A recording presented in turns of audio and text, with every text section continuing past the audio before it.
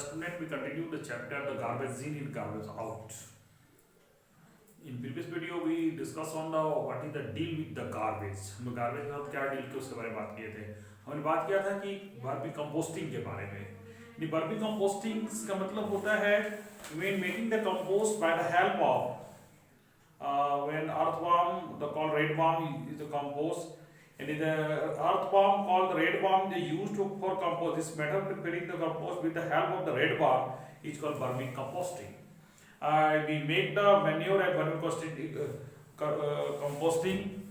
as a school as a home. हम लोग घर में भी कर सकते हैं और स्कूल में भी कर सकते हैं. तो होता क्या है कि जो गार्बेज है, जैसे कि घर में जो आपका ये वेजिटेबल का वेस्टेज हुआ, वेजिटेबल का जो गार्बेज हुआ और जो बायोडिग्रेडेबल है, उसको क्या है कि यहाँ वहाँ फेंकने से बढ़िया है कि आप जमीन में उसको डाल दें. और अगर ये कंपोस्ट बना बहुत ही आसान है, इसके लिए आप जो रेडवर्म को जो है इसके लिए हम लोग एक छोटा गड्ढा करते हैं जो 30 सेंटीमीटर का है. Keep the wood box in the place which the neither too nor cold. और ये उसको जो उसमें जो उस पर सनलाइट ना मिले डायरेक्टली, ये बात ध्यान में रखें. तो कुछ दिनों के बाद ऑटोमेटिकली वहां पर आपको ये जो है रेडवर्म बन जाता है. उस रेडवर्म को अगर आप एक बार बन गया तो उसको आप क्या करना है कि आपको जो भी आप गार्बेज डाले वहां पर उसको जरा सा उसको डालते जाए. और कि उससे क्या हुआ कि वो कंपोस्ट बनने में जो गार्बेज का रोज आपके घर में गार्बेज तो ऐसा है कि रोज बनने का चीज है, घर में रोज होगा. तो उसमें क्या है कि अगर नेचुरली अगर उसको छोड़ देते हैं तो take the long time for the decompose. वो डिकम्पोस्ट में बहुत लंबा टाइम लेता है. तो आप क्या है कि रेडवर्म का अगर इस्तेमाल करते हैं तो जिससे क्या होगा कि ये जो गार्बेज जो है वो बहुत कम समय में और जल्दी वो कंपोस्ट बन जाएगा.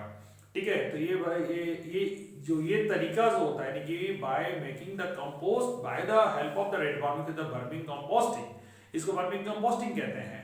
ठीक है. ये तरीका भी बहुत ही अच्छा कारगर है, जिससे क्या है कि गार्बेज का जो इतना हब है, अगर हम लोग घर में ही आसपास के में ही जगहों में ही अगर उसको करें तो ऐसे क्या होगा कि सारे का सहयोग धीरे धीरे ही होने से आपका आसपास के कचरे जो है, आसपास के गार्बेज जो है वो बहुत जल्दी ही समाप्त हो जाएगा. उसके बाद फिर हम लोग आते हैं थिंक एंड थ्रो, यानी सोचिए और उसके बाद फेंकिए. अब कहने का मतलब क्या होता है कि आप जो गार्बेज जो है, जैसे कि आप मार्केटिंग किए या घर में कोई भी गार्बेज हुआ, जहां था ना फेंके. क्योंकि जहां था फेंकने से जैसे कि उस जगहों पर क्या होता है, एक तो जहां था फेंकने से वो एक फेंकना भी एक असभ्यता की निशानी है.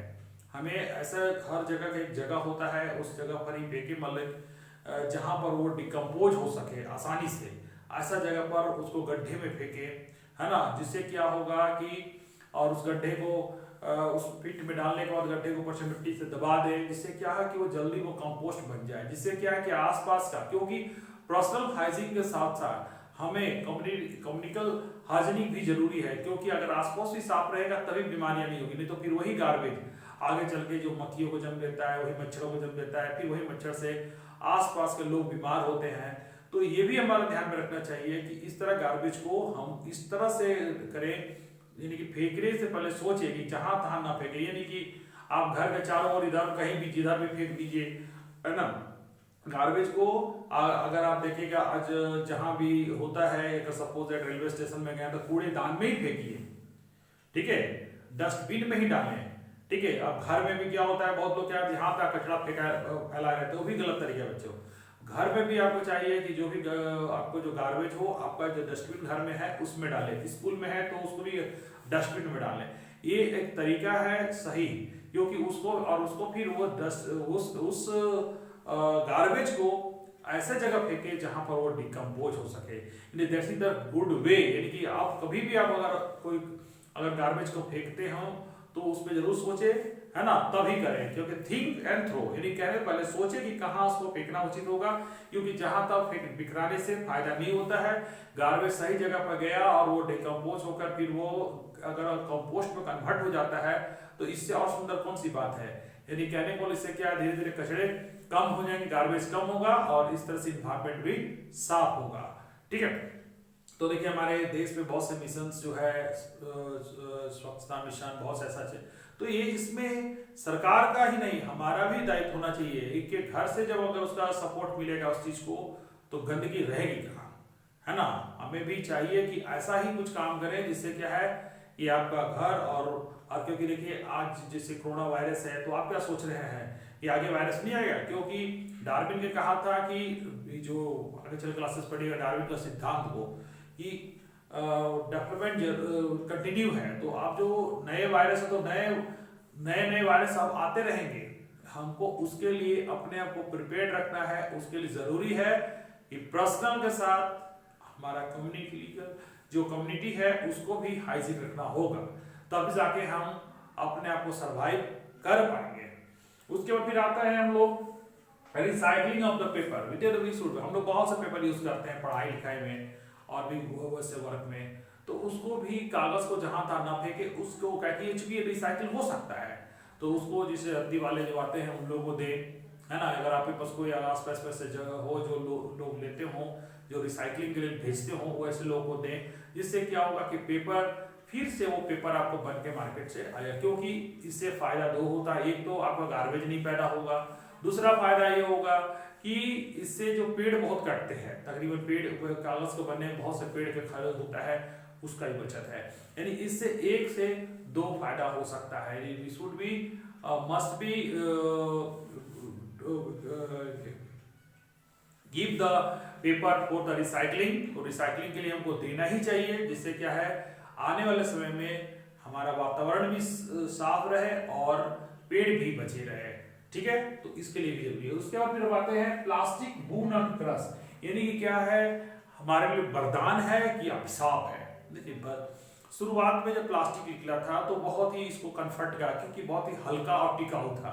आज देखोगे हर चीज, अगर बात करें बहुत आसपास में कोई भी चीज को आप देखते होंगे तो बहुत सी चीजें प्लास्टिक, चाहे बाल का कंघी झाड़ना हो, चाहे आपका मोबाइल हो, चाहे वो आपकी गाड़ी हो, बहुत जगहों पर प्लास्टिक ने कब्जा कर रखा है। क्यों? क्योंकि ये बहुत ही इजी से मॉडुलेट हो जाता है और आराम से इसको बहुत इस्तेमाल किया जा सकता है। दूसरी बात ये हल्का, और दूसरी बात इसमें कोई रस्टिंग नहीं होता है मेटल की तरह। ठीक है, और ये बेड कंडक्टर ऑफ इलेक्ट्रिसिटी है, इसलिए इलेक्ट्रॉनिक गैजेटों में भी तो ज्यादा इस्तेमाल होता है, जहां पर इलेक्ट्रिसिटी फ्लो होता है। चाहे देखिए बैकलाइट, ये स्विच भी देख लीजिए, ये सब सारा कुछ प्लास्टिक या उसी से प्रोडक्ट से बने हुए हैं। तो ये नहीं कहते का मतलब ये हमारे लिए वरदान था, but maximum use of the plastic वो क्रश हमारे लिए अभिशाप के रूप में हो गया, क्योंकि इसको खत्म होने में तकरीबन प्लास्टिक को नॉर्मली खत्म होने में 50-60 साल से भी ज्यादा समय लगता है। सोच सकते हैं कि रेगुलर जो आप जो प्लास्टिक आज फेंक रहे हैं उसको खत्म होने में अगर वो 50 साल लगेगा, तो 50 साल में कितने प्लास्टिक आप फेंक दीजिए और कितना प्लास्टिक का एक पहाड़ बना दीजिएगा एक आदमी। तो सोच सकते हैं कि जब 135 करोड़ लोग जब इस्तेमाल करेंगे तो कितना प्लास्टिक हो जाएगा। और ऐसे जो दुनिया के तकरीबन 8 अरब से ज्यादा लोग हैं, अगर सारे लोग ऐसा करेंगे तब कितना होगा। यानी कि दे बिकम हमारे लिए वेरी प्रॉब्लम, एक वर्ल्ड प्रॉब्लम प्लास्टिक अब अगर हो रहा है, क्योंकि अगर रेगुलर बेसिस पे हजारों टन पैसिफिक ओशन में प्लास्टिक जा रहे हैं जो वहां पर एक्वेटिक लाइफ को डिस्टर्ब कर रहे हैं।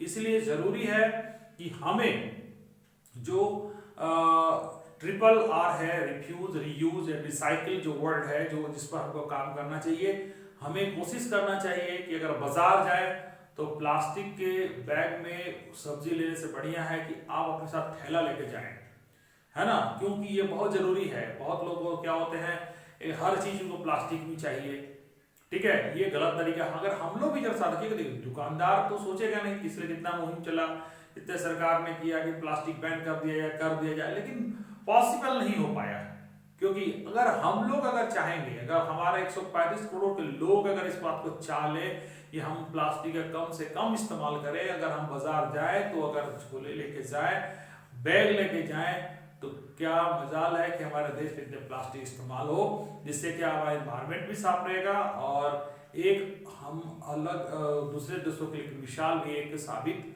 होंगे। इसलिए जरूरी है कि आप भी हो सके तो आज से ही प्लास्टिक का कम से कम इस्तेमाल करने की कोशिश करें।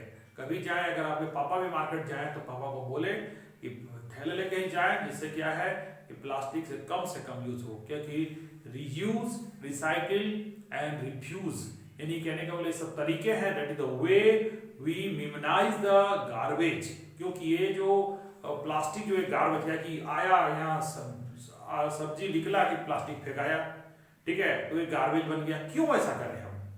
झोले में तो ऐसा नहीं, झोला को तो निकाले फिर उसको फिर कल पे लेके जाइएगा, लेकिन वो जो है गार्बेज बन जाता है, ये गलत है। क्योंकि गार्बेज इन उसको आउट करना इतना आसान नहीं है, ठीक है। अगर वो इतना हम गार्बेज ही क्यों ना कम करते हैं, अगर हम उसको गार्बेज को ही कम कर देंगे तो जाहिर सी बात है कि हमको फिर उतना झंझट ही नहीं होगा। इसलिए बच्चों, हम उम्मीद करते हैं कि आप भी ऐसा करेंगे, ठीक है। तो बच्चों, इस वीडियो में आपने जितने बात बताया, आपको उम्मीद है कि आपके लिए बहुत ही फायदेमंद होगा, ठीक है। तो मिलते हैं कुछ नए वीडियो के साथ नेक्स्ट वीडियो में। Thank you.